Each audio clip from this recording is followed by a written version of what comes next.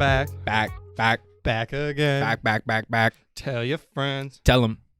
All I know of the song. We're back, ladies and gentlemen, delivering more. Brought to you by Deliver That. Beautiful day in Canton, Ohio. We have another great interview on the books today, folks. T, tell them who we got.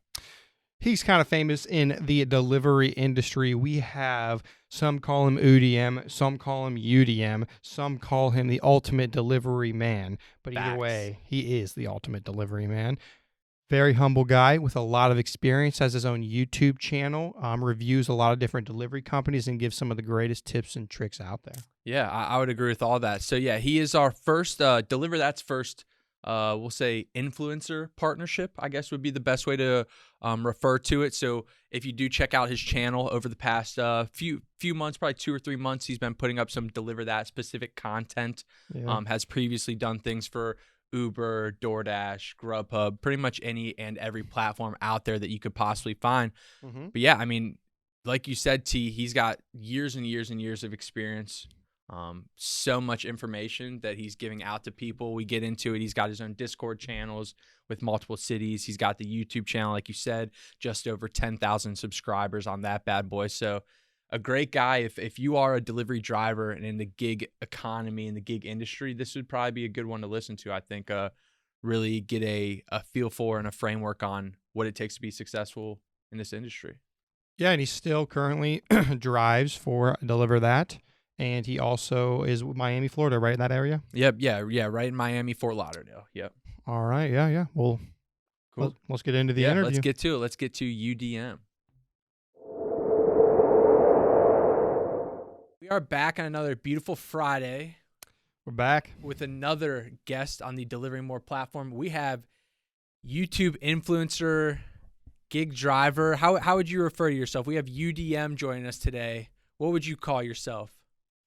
Well, I go by UDM online, and my real name is Brian, but I feel, it's something where in the community, I'm very, I'm an avid believer in, community, like togetherness, and I feel like my name, anyone can be who I call myself. Like, for instance, UDM stands for Ultimate Delivery Man, right?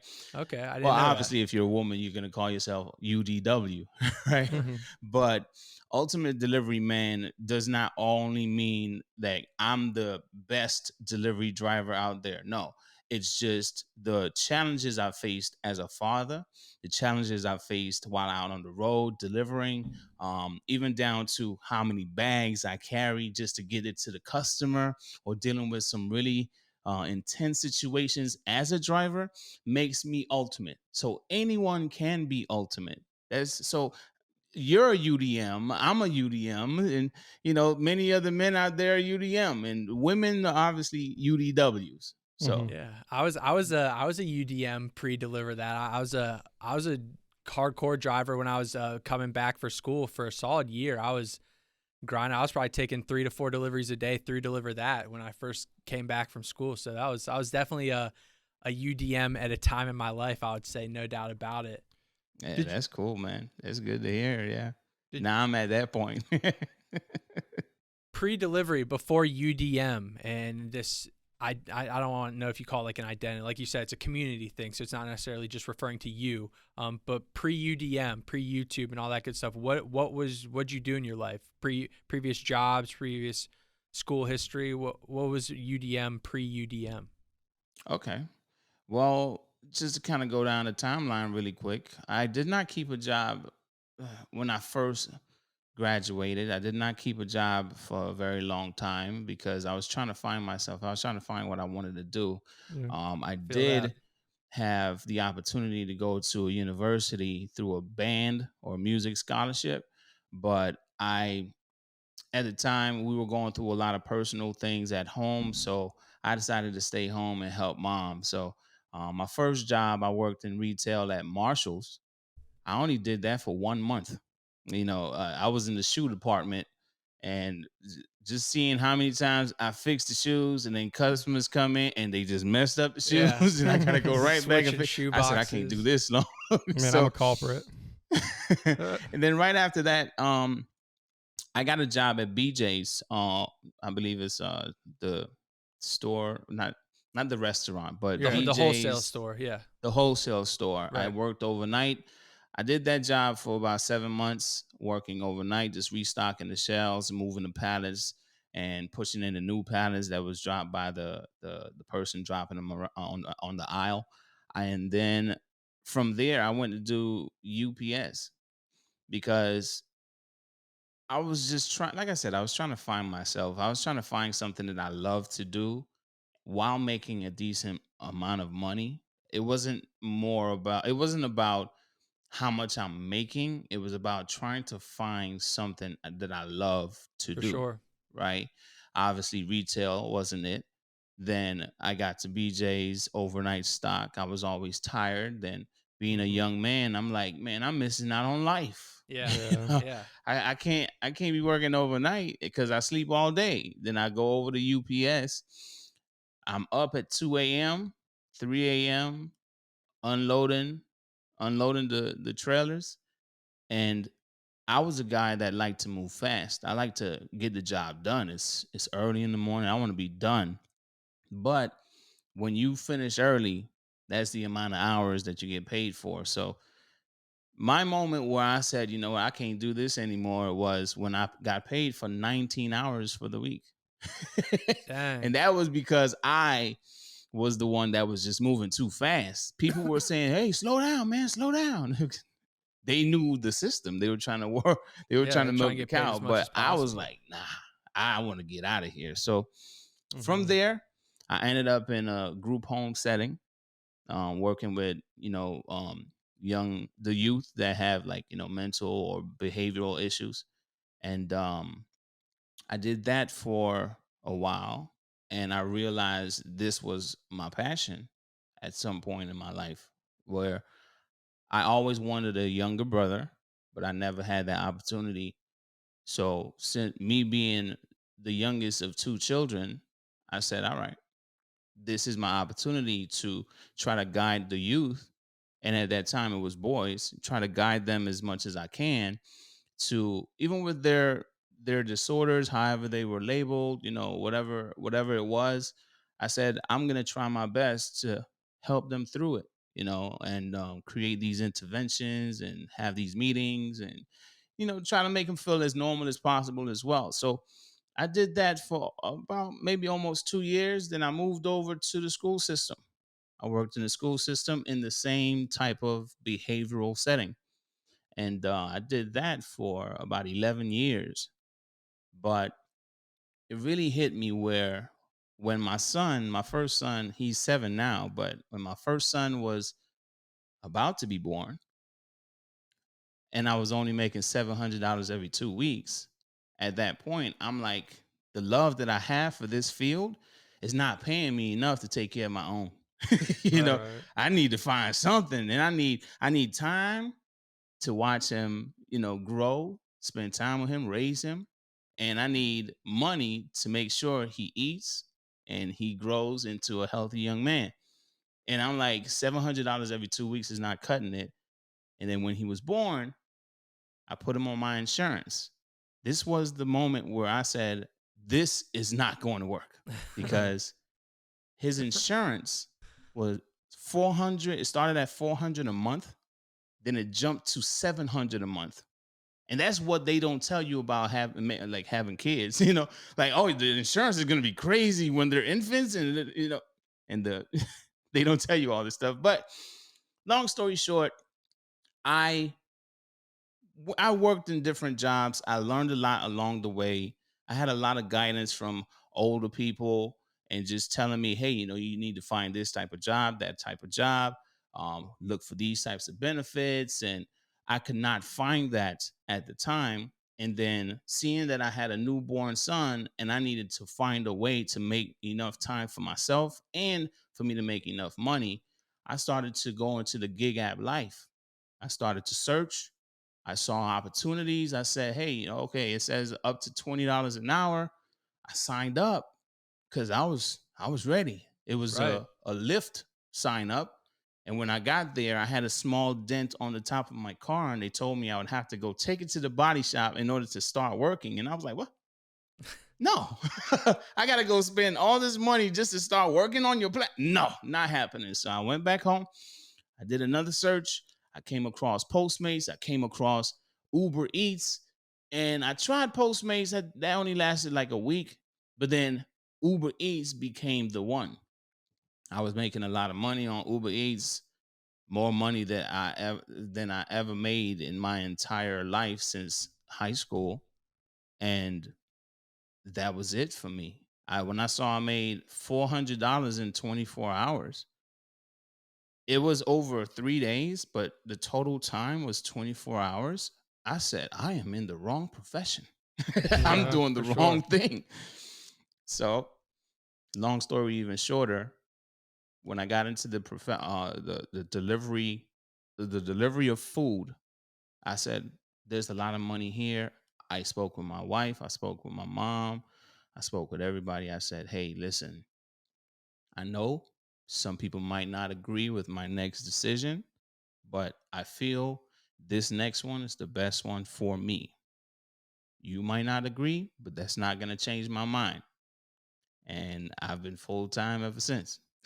And that was 2017. That's amazing. Yeah. I Yeah. left the school system in December of 2017. So you mentioned before we started recording here that you, or maybe it was at the beginning, I don't remember, but you said that you really like to bring people together and have a community like setting, and it seems to me maybe you kind of shown that a lot when you were doing the group home and the school stuff. But why do you find that to be so important? And yeah, where do you get that drive from? Well, I I'm I believe everyone needs someone. Like Mm-hmm. sometimes even the most difficult people to deal with, where they just seem grumpy. It's like even those people need somebody around, but Yeah. they act like they don't. But they probably cry or have a moment about it when the person is not around. So I Mm-hmm. just feel like, everyone needs someone. And going through the struggles that I've been through even before high school, because I'm not an immigrant, but I came from the Virgin Islands and my Mm-hmm. parents Okay. are from St. Lucia.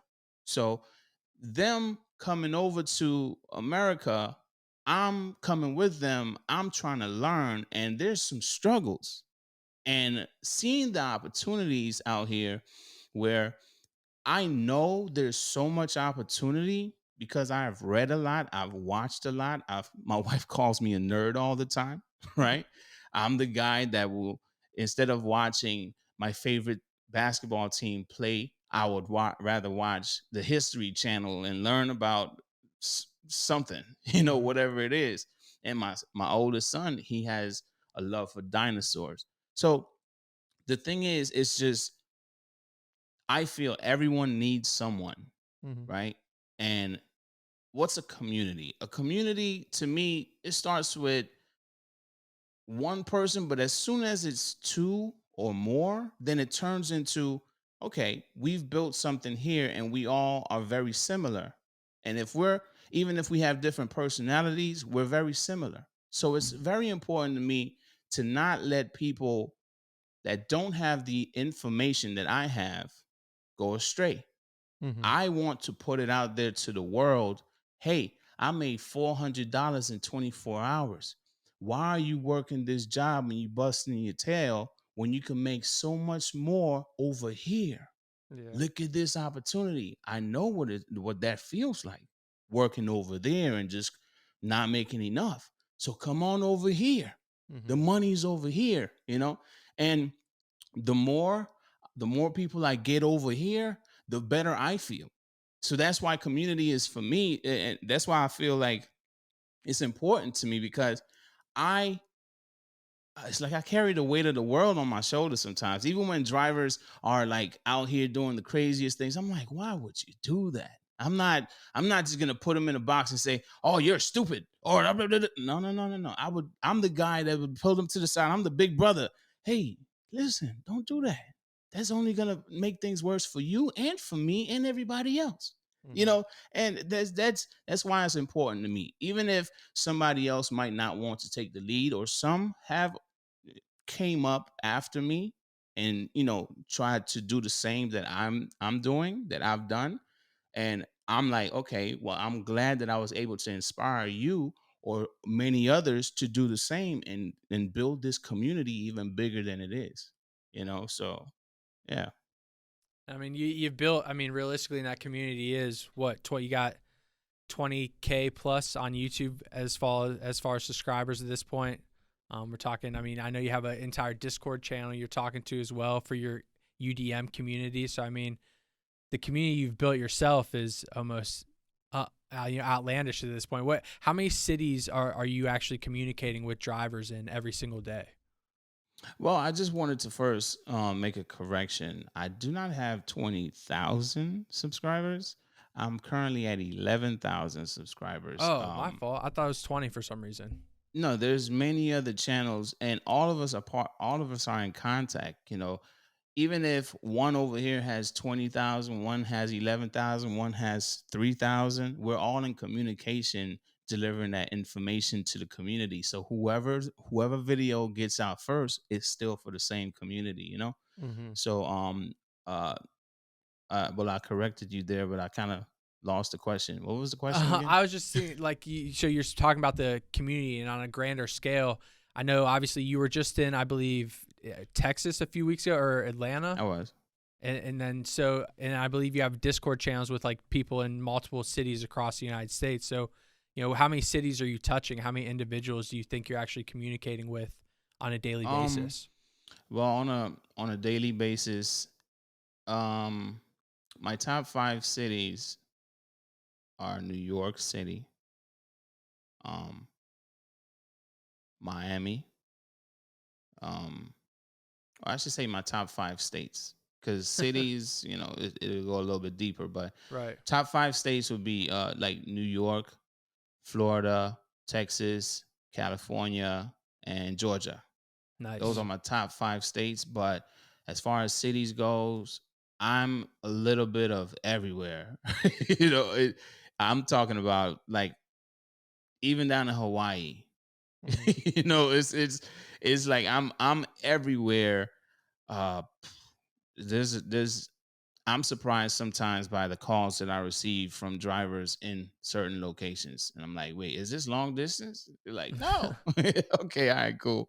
But yeah, How I hope long? that answers your question. Yeah, no, it did very well. And I guess, how long did that take to build up? Like, how long? So obviously you talked about your inspiration for getting into food delivery. It's kind of a monetary thing, and also you want to be able to spend time with your family. So the money and creating your own schedule is probably a big plus for food delivery. Yeah. But how long did it take to go from just, hey, I'm out here making money for myself, for my family to provide, and then you pivot to a content creation standpoint where now you're creating videos and you're creating a community and trying to talk to other gig drivers and help them out the same way you helped yourself out? How long did it go from just regular food delivery, where this is what I'm doing every day, to now we have this other aspect where I'm vlogging my days and I'm blogging about them and I'm posting videos and things like that? Well, for me to get on YouTube, it took a matter of months. Okay. Let's just say I started my YouTube channel in November of 2017, but I became consistent January 15th of 2018, with the posting of videos. And the reason why I started the channel was one of two reasons.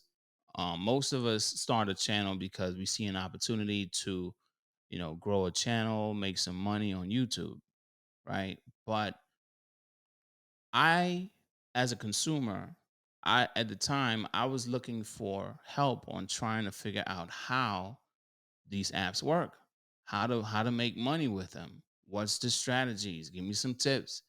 And every tip, every strategy at the time was outdated by at least a year. And I'm like, well, the app that I see in your video, mine doesn't look like that at all. So you Mm-hmm. can't help me. So you know what? I'm going to start this channel and I'm going to start putting out the updated information. Going from there, starting being consistent in January, that whole year of 2018 Well, actually, a few months after January, I want to say April, around April or even May, I signed up for the other one, which was Grubhub. And so when you look at it, about 4 to 5 months, that's when I really started going into um, just really pushing out the information about multiple apps, or just seeing the experience. I literally went from full-time Uber Eats to full-time Grubhub for the remainder of 2018. Oh, wow. Gru- yeah, and then Grubhub my pay started to be affected a bit, and I tried to go to DoorDash. I signed up for DoorDash, but it was a bit of a struggle to get on that platform. But when I was finally able to, 2019, and I'm trying to take you through the timeline so you can see how long the process took. Yeah, I Um, appreciate it. when I finally was able to get the big three, then it turned into, all right, it turned into some kind of competition amongst drivers. Like, oh, DoorDashers make more money. Oh, Grubhub drivers make more money. Oh, Uber Eats drivers make more money. Then it turned into this little bit of a competition amongst drivers, and we had some shaky times, but in the end, when we realized that we could use all three, Right. all three, we're like, well, why are we fighting each other? No, Exactly. let's use them. So that's when things started to be more. There was more togetherness after that. Um, and it became more of a market dependent type of thing. If you were in a larger market, another larger market would be able to understand what you're talking about, but a smaller market would not really be able to understand what you're saying and the tips you're putting out, because they have maybe more miles to Yeah. drive in between restaurant and resident. I don't know. So learning all that, it took about two and a half solid years, right, for me to create the structure that I now have, and the information, the experience that I've gathered over the years, about 2.5 years. Wow. It's Mm. impressive though. I mean, you mentioned like the point you actually committed to it, January 15th, I think you said 2018. When you say like committed to, does that mean just posting on a daily schedule, a couple times a week? Was it at like I'm posting every single day at 1 p.m., like that granular, or what was the actual commitment for you?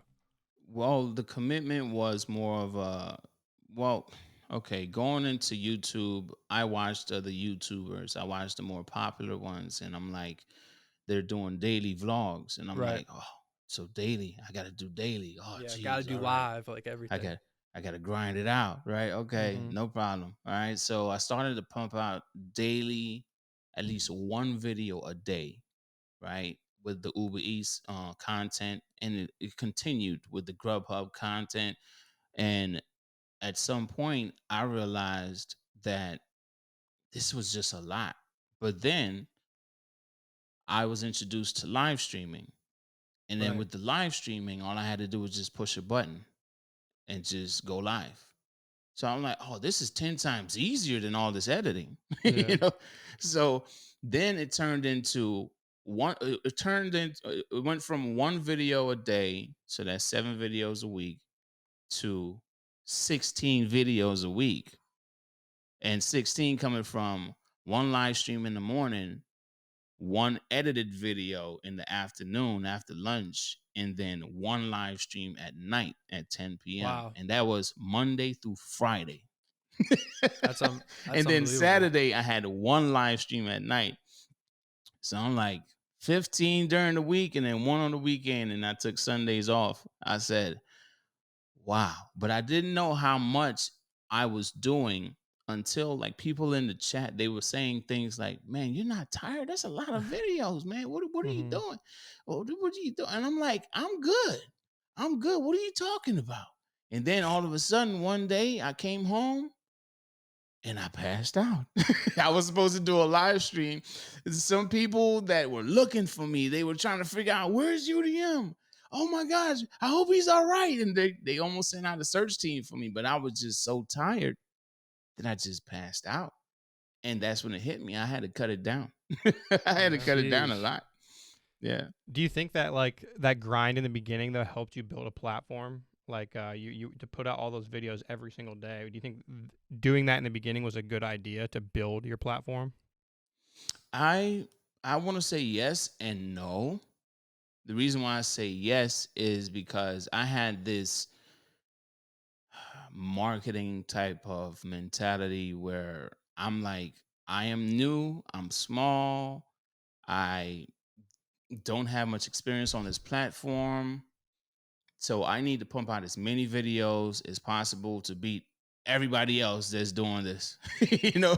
So I'm like, I can't be the only one thinking about starting a channel and putting out this kind of content. So I need to beat everybody. So Right. um I realized my channel really took off when I calmed down.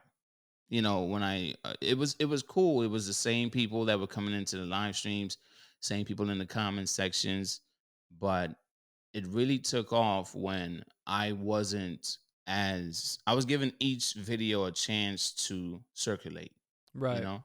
Um and people were subscribing not because of my content, the amount of content that I was doing, which decreased the level of quality. When I cut my quantity down, I increased my quality. And then that's what caused more to subscribe. That's what caused more to reach out and say, hey, this guy knows what he's talking about. Share his video. Yeah. So, yeah. I feel like when you're putting out like so much content, like you kind of said, the quality would decrease. But even if you're just putting out less, like maybe you are now, I mean, how are you? Like one thing that I think I would run into as a struggle if I was constantly making content, would be what do I do next? Like, how do you decide what you're going to do next? What are people going to be interested in? You know what I mean? Like, what drives that for you? How do you figure that out? Yeah. So as far as like content goes, I have people sending me content I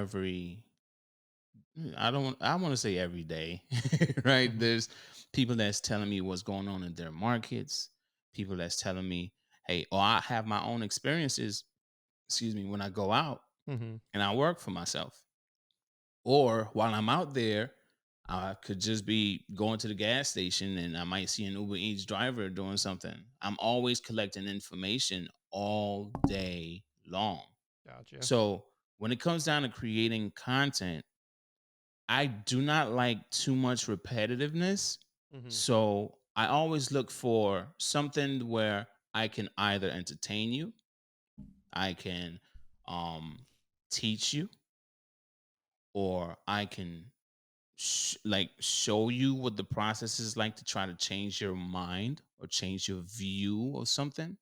Like for instance, a lot of drivers in the community would say, if it's not $2 a mile, I'm not taking it as Mm-hmm. far as the pay goes, right? So if it's $8 for 7 miles, majority would probably decline that. Mm-hmm. So I then understood their language. I understood the reasoning behind that. But then I also understood the other group of people that say, hey, I can't do that. We don't get $2 a mile over here. And, I got to make this work. And I got to drive all these miles and there's wear and tear on the vehicle. And I'm like, okay, so there's this group over here that I need to cater to as well. I need them to understand how to make money. Okay.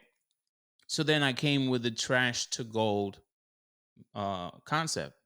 And if you listen to the name, turning trash to gold, it's what they consider trash by just understanding how busy their market is and understanding where to go or what orders to accept in the areas that's going to take them to another area that is more than likely to get another order.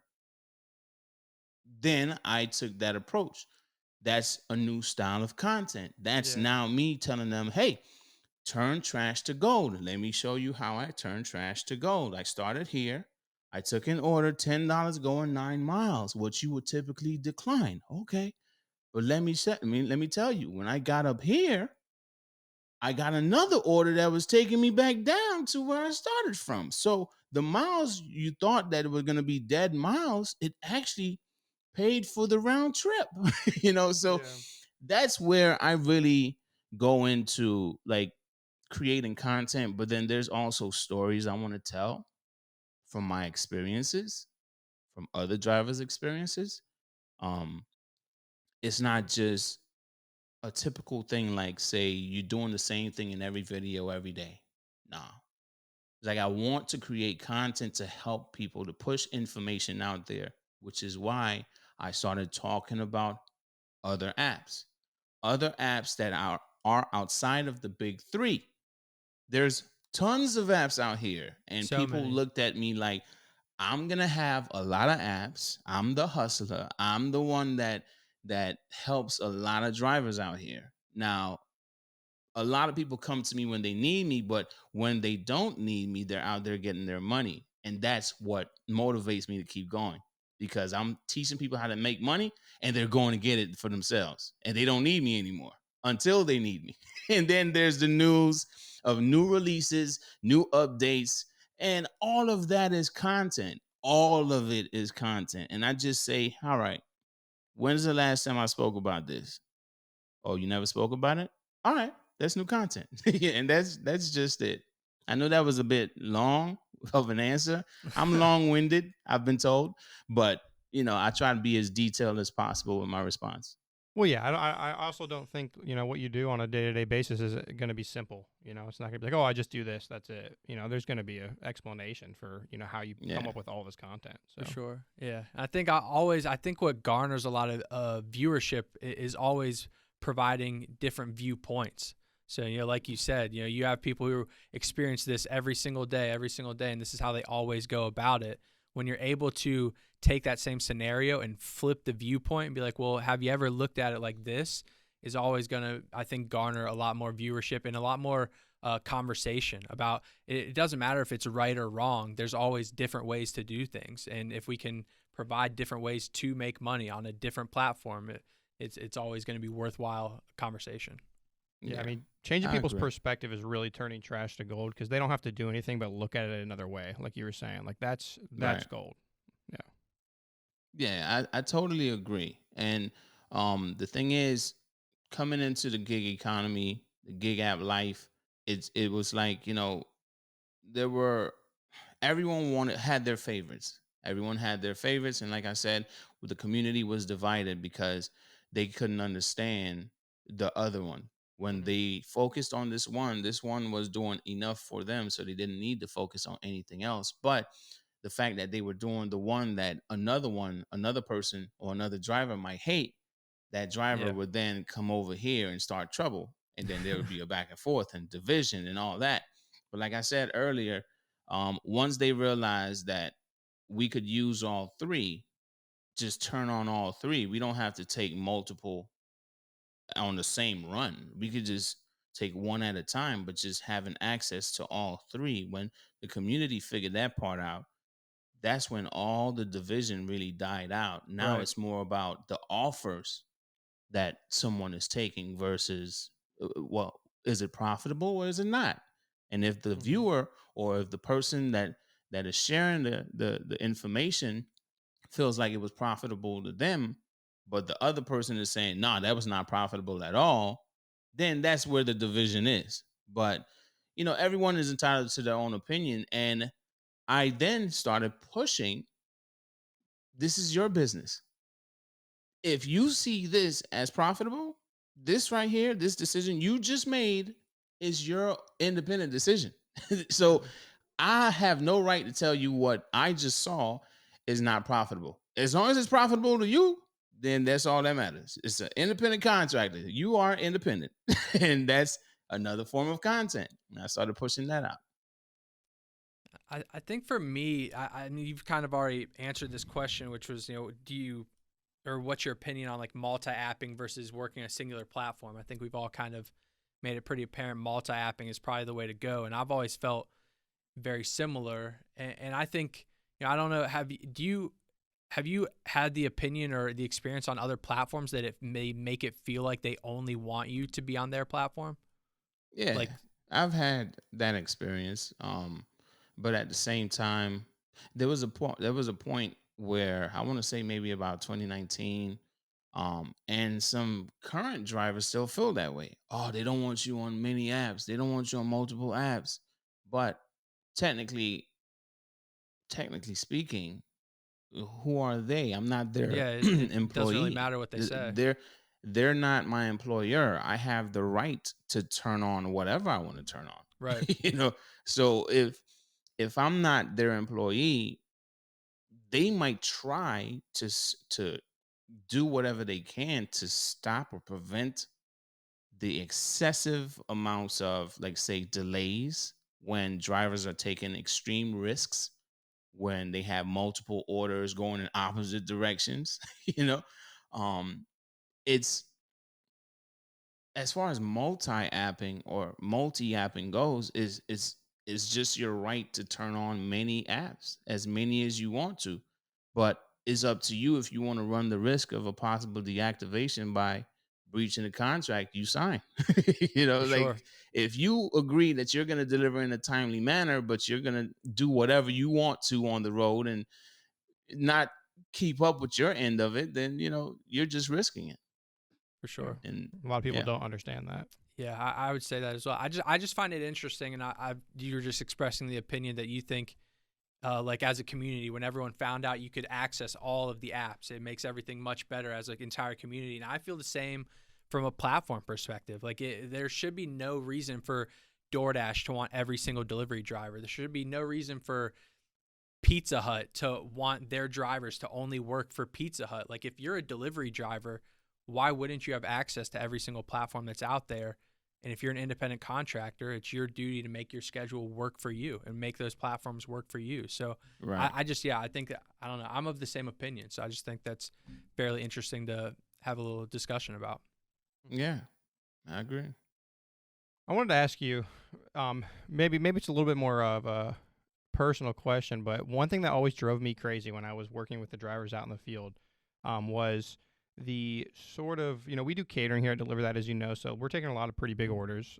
Drivers do a lot of work sometimes to set the orders up. Sometimes they have to drive pretty far, all that kind of stuff. Now, what do you think the reason is, or what don't customers understand when they just leave a driver no tip? Like, what do you think? What do you think they're missing there? Do you think they don't value the driver? Do you think they don't know they need to leave a tip? What do you think that is? Well, over the years, I realized that a lot of customers, they there's different types of customers out there, where there's some that believe no matter what, you better tip. And Right. then you better not leave anything less than $5. There's those Mm-hmm. types of customers. And then there's the customers that say, well, why do I have to pay you? The company you're working for needs to pay you, you know? Mm-hmm. Um, and a lot of these customers, they look at what we do is like we're waiters and waitresses on wheels, but it's an entirely different thing, where the I guess the base pay is lower. you know if they're saying that $2 base pay, the customer doesn't really care about how much we're being paid. If we didn't want it, we shouldn't take it. But at Okay. the same time, those customers that do not understand how the platform works do not understand the importance of the tip. Yeah. So if they do not want to leave a tip, I feel like it's a lack of understanding Mm-hmm. on how this works. When I came to when I moved to Florida from the islands, I didn't understand tipping. I didn't understand why tipping had to be done. Later on in life, I realized tipping is important. Yep. When I found out waiters and waitresses make below minimum wage, and then they rely on your tip to make more for them to feed theirs, I'm like, well, shoot. Yeah, I need to tip you. You need it. Mm-hmm. You need the help. And if I'm there, you're doing all this stuff for me. All I gotta do is just sit here and just look around and just enjoy myself and sip on my water. And if Mm-hmm. I say, "Oh, that tasted nasty," you gotta take it back and you got to bring me a fresh plate or bring me a new thing. It's the same thing, the same kind of concept. But in this sense, I'm driving my car. Yep. I'm burning my gas. The least you can do is just give me something. Mm-hmm. The least that you can do, at least give me some gas money. That's what I call it. If you ask somebody for a ride, hey, can you take me? What's gas money? $5. Give me some gas money, because you didn't want to get up and go out and get it yourself. Right. So if I got to do it, don't worry about how much the company paying me. You give me some gas money. So I don't understand why customers make it a big deal Mm-hmm. to not tip when they know someone is doing them a favor Yeah. and they didn't have to get up and get out. Now I understand that sometimes it's some young kids that don't understand the tipping situation, that their parents never taught them anything, and they're ordering on these platforms. They don't understand, hey, it's important to tip the driver. For sure. So I feel like that would be on the parents, though. The parents need to teach the kids that they're allowing to order the importance of why they should tip that driver. And it's not just because I'm doing you a favor. It's for you to get the best quality services possible, too. Because if you tip somebody up front and they see, oh my gosh, you tipped me so well, thank you. I'm now going to make sure your food is. I'm not saying that you. Let me just say this first. I'm not saying that your food will be intentionally compromised because of the no tip that you left. But if you look at the internet, many people are talking about, oh, no tip, no trip, no, like they're not gonna take your food, and what's gonna happen to your food? It will get cold if it's supposed to be Yeah, it's cold, just if gonna it's sit supposed to be there. hot. And if it's ice cream, it's just gonna sit and it's just gonna melt, So, Mm-hmm. I don't understand why. It's the lack of knowledge. Yeah. They don't understand, the lack of understanding, the lack of understanding on why the tip is important. Mm-hmm. I know. I think it's up to content creators like you, like us, to educate the public on like why it's so important, why to give them a competitive rate to get their food delivered. You know what I mean? It has to be a low wage. Why the tip's so important. You know what I mean? So I Yeah. think that's up to us to kind of educate. I think you're right, and probably a high percentage of the times it's a lack of education, and a much lower percentage is some sort of a maliciousness or doesn't care, things Yeah. like that. Yeah. There's that whole other department over there, man. Yeah. Yeah, man. Those people can just never get food. Yeah, that kind of stuff always blew my mind, because like we've talked about, I grew up in the restaurant industry, so dishwasher, server, hostess, host, whatever you want to call it. So Hostess. yeah, hostess, whatever, define gender norms. But I think so the tipping thing for me has always been kind of a perplexing situation. And then obviously you have individuals also, like you just had the live Q&A with Christian, I think at the end of last week, and something that was brought up a few different times in the chat and by questions asked on the phone calls was us tip pulling on our deliveries. Right. So then you also have scenarios where even getting a guaranteed tip still becomes controversial because of the way it's given out. Mm-hmm. Yeah. So I don't know, See, tipping goes a lot of different ways. The reason why, though, I would like to take the opportunity to maybe give you, deliver that, or whoever's watching this video, the understanding on why. Maybe you guys have the understanding. Maybe I'm saying, maybe I'm jumping the gun here, but there's a thing where it's like, if I know I am a very professional driver, and I am driving my own car, I am doing everything on my own. This is not a team. Then I feel I deserve 100% of whatever that's on that order. Mm-hmm. Now I understand where Deliver That is coming from when they're saying, hey, do you know 100% on that order is actually zero? So I'm like,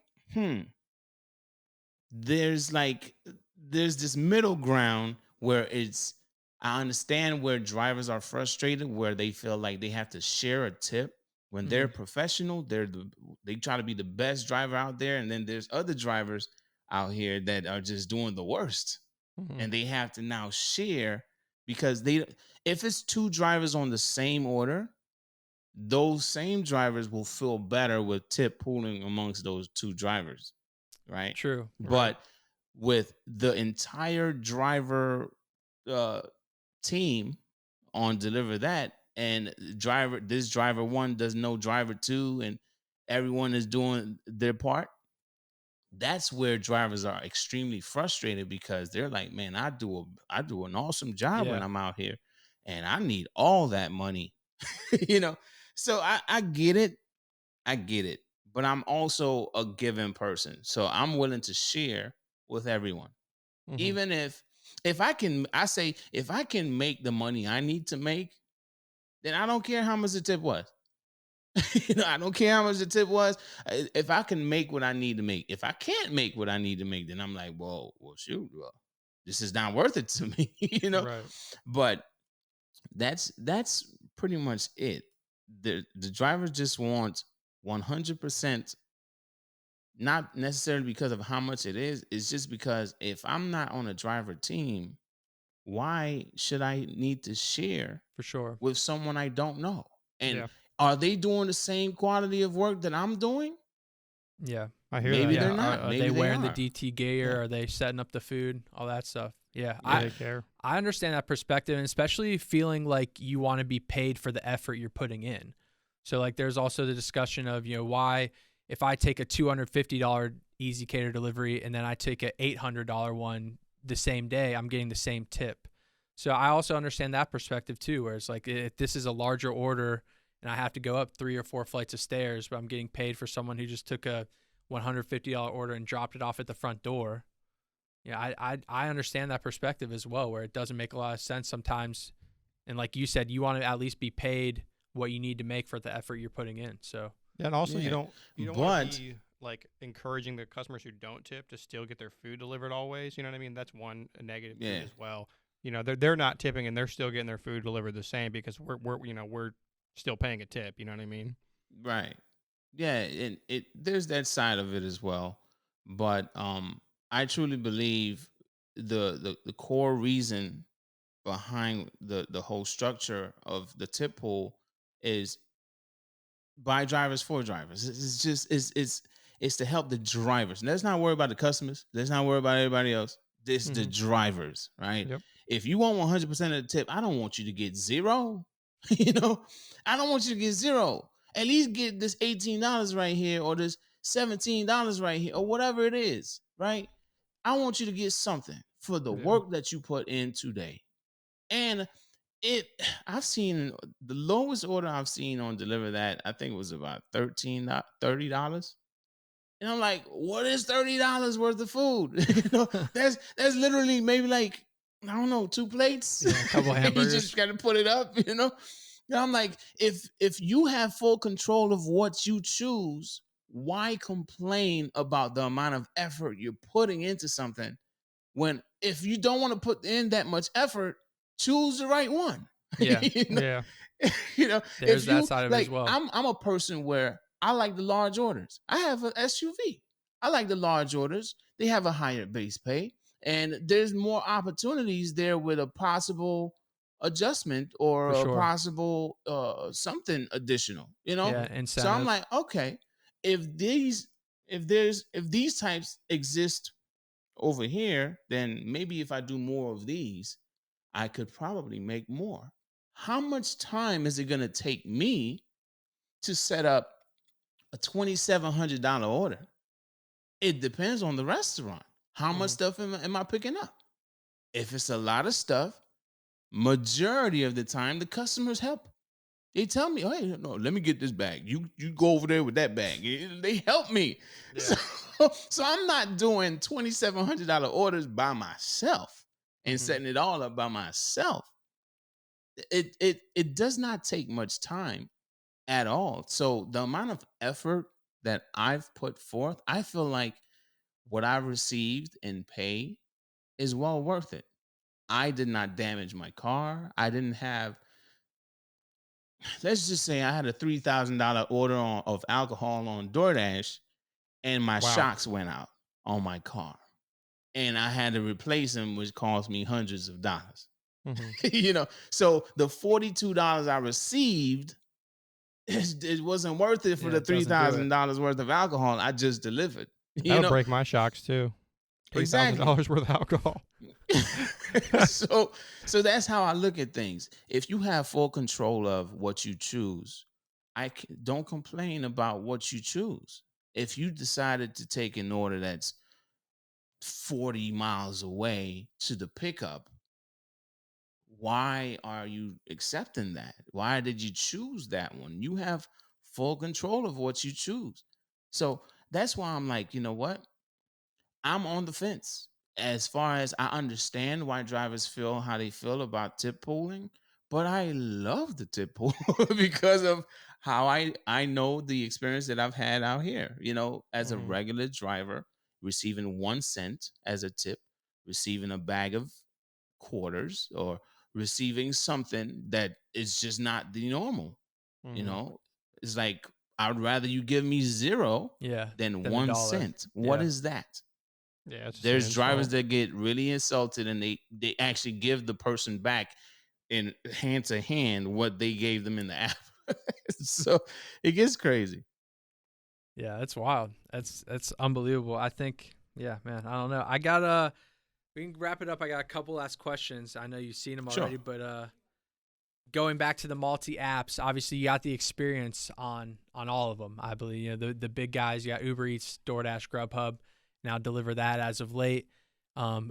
In your quick words, like 2 or 3 words, what would you describe each platform, or how would you describe each platform? 2 or 3 words. Yeah, 2 or 3 words. I'm looking for sound bites here, UDM. I'm Well, looking for sound bites here. Give me something good. we can start with DoorDash. Pain in my. I'm trying to use the 3 words. I'm trying to keep it, We can. down I, to the I 3 can. words. I got sensors on the back end. We'll do 3 to 5. Yeah, They're- yeah. they're a Or a pain. quick sentence, maybe. Yeah, anything. Yeah. All right. So DoorDash, we got that. Then what about?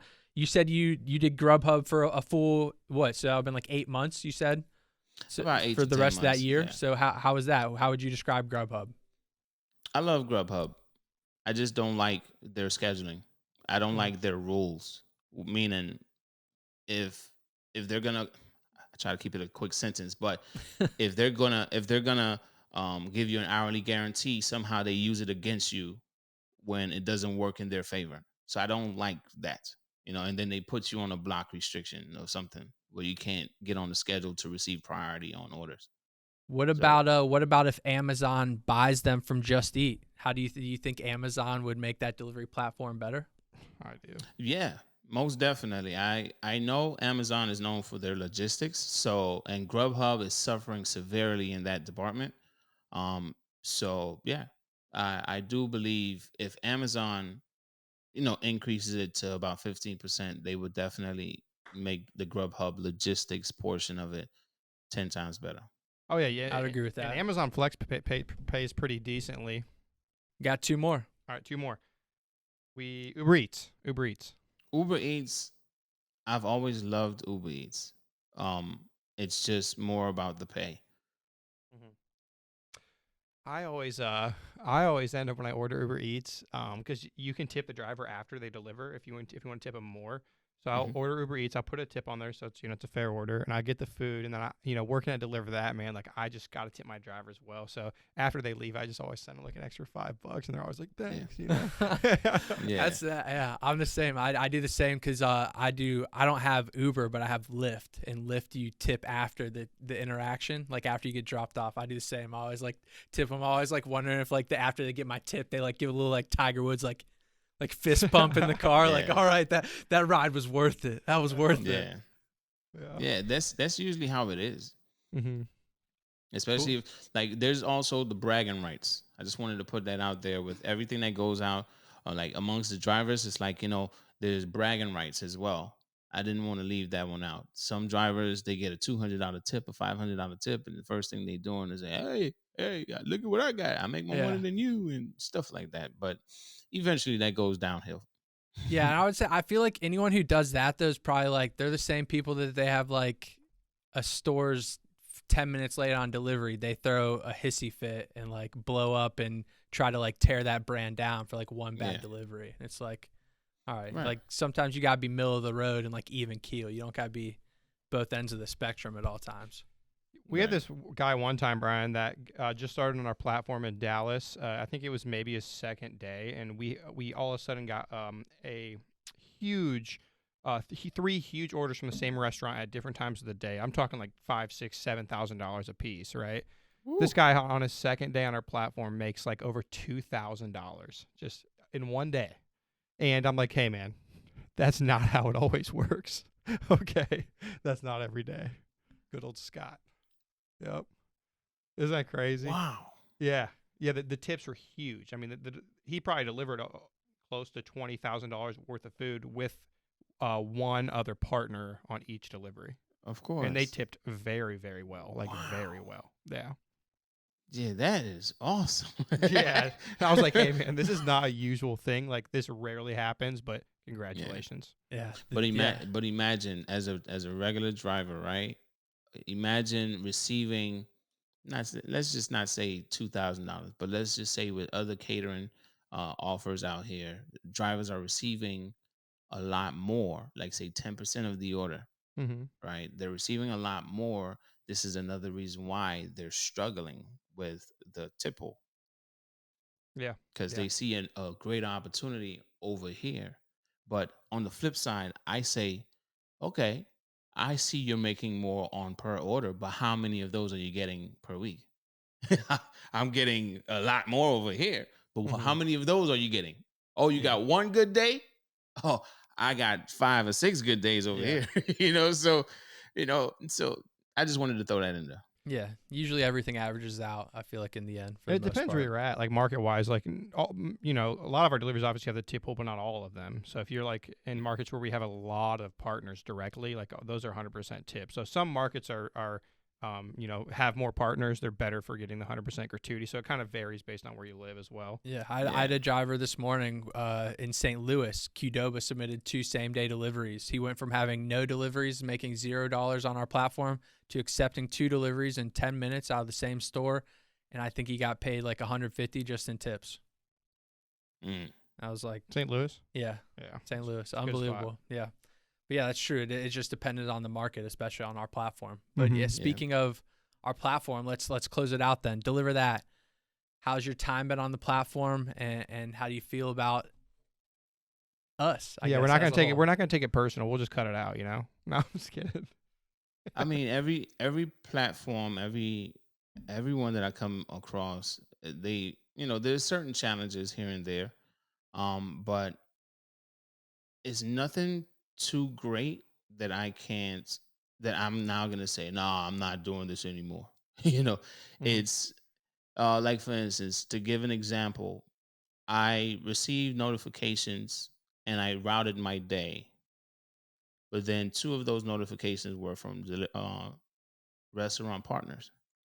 But while I already started my day and I had my whole day routed, the area I was going to work and everything, 2 of those orders were pulled from me, like while I'm out already.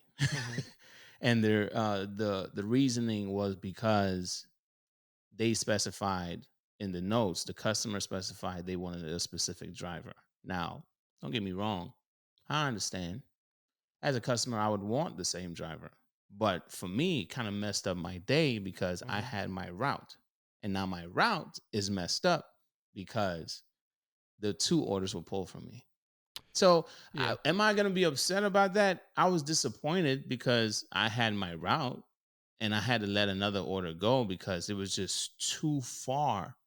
It was supposed to be part of the route that I created. Yeah. Once you had one, it doesn't make sense anymore. It was just too far when they pulled the 2 orders. I'm like, this ain't going to work. So I had to let the last one go, and I just completed one for the day. But, okay, so am I disappointed? Yeah, I'm disappointed. I'm human. But is it something that happened that makes me feel like, oh, man, I can't No, I'm not working them tomorrow. Nah, I already got orders for tomorrow. So tomorrow's a new day, you know. Yeah. So I love Deliver That. I love the experience. I'm mad at myself that I didn't give you guys a chance a lot sooner as a driver. I didn't I didn't understand the platform. I was looking at it like every other driver, but then opening my eyes, speaking with Christian in Fort Lauderdale when he was here, he helped me understand how the platform works, and I'm like, whoa, I'm missing out. And that Mhm. was it. And now Deliver That is all that I do when in the morning, and if I get an order in the evening, I'm taking it probably if it fits in my route. But if I have nothing else for the evening, I have another app that pays fairly well. We already spoke about them that I just do in the evening, which is Amazon Flex. Mhm. You know, so I do Deliver That in the morning, Amazon at night, and I make a good amount of money just doing that. Sometimes it's 3, 4 orders in the morning. I start at 5 a.m., 6 a.m. I'm done by 11:30. I'm home all day. I could go to sleep if I want to. And then later on in the evening, I got an Amazon. I got one today. so so when you think about it, I missed out on 2 orders. I did one. That one actually paid me decently for the one order. It was to Amazon warehouse. And I said, all right, cool. Now I have an Amazon Flex later on for $81. So when you put it together, I'm making over $100 for the day. So I'm good. Mhm. You know, Yeah. so that's how I look at it. Yeah, $100. That was always my benchmark for a day too, as a driver too, trying to at least get $100 on a day. But Mhm. man, yeah, I know. I will say, I mean, obviously, everything on our end is still so manual sometimes. So those instances can happen. For now. Yeah, as opposed to like where like a DoorDash or a Grubhub probably has like way more automations in place to where they avoid scenarios like that. But it's true. I know that happens to drivers, not frequently, but there's probably a few a day that happens to that Yeah, and it's not. that could be avoided. Well, yeah, UDM, we appreciate you joining us here, taking out the time on a Friday afternoon to come join us on the DeliveringMore platform. And obviously, we appreciate your time creating those content videos for Deliver That, especially on your YouTube channel as well. And the partnership we've had with you has been great so far. So hopefully we can do everything to continue it going forward. Yeah. Thank you, man. Good to meet you and Yeah, great I to get your appreciate insight. y'all as well. I appreciate you for inviting me on. I appreciate Deliver That for seeing the potential that, whatever they felt that they could get by partnering with me as a YouTube content creator. I also found out it was the first time doing this, Mhm. Yeah. and Yep. I'm glad that it's working out. There is more content to come. I have a video that I just edited and it will be released later tonight at 10 p.m. It's basically a storytelling ride along. I'm just telling the story of it. It's coming off like it's my first delivery, but a day in the life of a Deliver That driver. That's the new series. That's the videos I'll be doing from here on out. Perfect. I Yeah. can't wait to watch those, man. I love the content you're putting out. So again, we appreciate it, and I'm sure we'll be talking to you very soon, man. All right, no problem. All right, we'll Thank see you. you. Well, that was good. That was a great conversation, T. And I think a lot can be said about. I think the beginning of the conversation was pretty noteworthy to me. The aspect of how he actually got started in the gig industry. Mm-hmm. As someone who couldn't necessarily find a job they wanted to hold down prior to that, so you're getting these jobs. I think he worked at UPS or FedEx, one of the two. You're kind of just finding like Costco, yeah. And he said BJ's is what it was, and just trying to find somewhere that you can hold down a job, make a livable wage, and then obviously at some point in time you have to understand within yourself that you're not happy there, Yep. and you're not finding the path and the processes that you envisioned yourself going down throughout your life. So to start from that point of mind and then to work yourself up to now where he is a gig influencer, 11,000 plus subscribers on YouTube, Discord channel for Dallas, Atlanta, Miami, multiple cities, multiple states. It's a remarkable story. It is. And then to take that, like, that's a story with a lot of people. They want to work for themselves. They want to kind of run their own business, but then to take that and to develop a YouTube channel with the intent of helping other people who are also involved in this industry is pretty amazing. I mean, he said he was doing like a video every day to get his channel like off started. He's still doing multiple a week. And I definitely encourage everybody to check it out, especially if you're driving in this industry for any platform. There's a video for that platform. If you're interested in deliver that, he talks about that a lot. All that kind of stuff, big orders, small orders, how much money you can make, what's the best way to optimize your day, things like that. So definitely check out UDM if you enjoyed the interview, because he's got some great tips. You can find him at youtube.com/UDM delivers. That's quite literally the letters UD and M. Ultimate Delivery Man is what it stands for. You can find his videos, his channel, everything there. So yeah, and along with that, we'll plug his referral link right below here. So if you do want to sign up for Deliver That platform, join us and get going, taking catering deliveries throughout the United States, you're more than welcome to. And as always, we'll throw the podcast link up right behind it. You can join the platform there as well. Submit to be a guest on the platform, or just submit your questions that you'd like to see asked and answered on the podcast. Me and T, happy to hash those out as always. Maybe we'll have D back on the podcast, brand new CEO, to address some of those as well. But don't forget the podcast hotline as well. Yes, the podcast hotline. One more plug.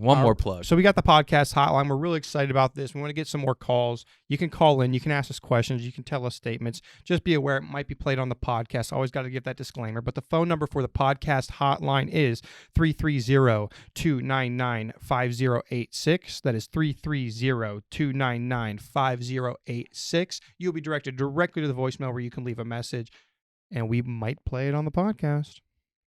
Call us. Please leave us voicemails. Call us. We want to hear your beautiful voices. We want to hear some stories. We want to hear some goods, some bads, some super uglies. And your complaints. We don't care. Yeah, we're all about it. Let us know what's going on out there in the world. We'd love to hear from you folks. And as always, we will catch you down the road for another episode of Delivering More. Thank you so much, viewers and listeners. We out. We'll see you soon.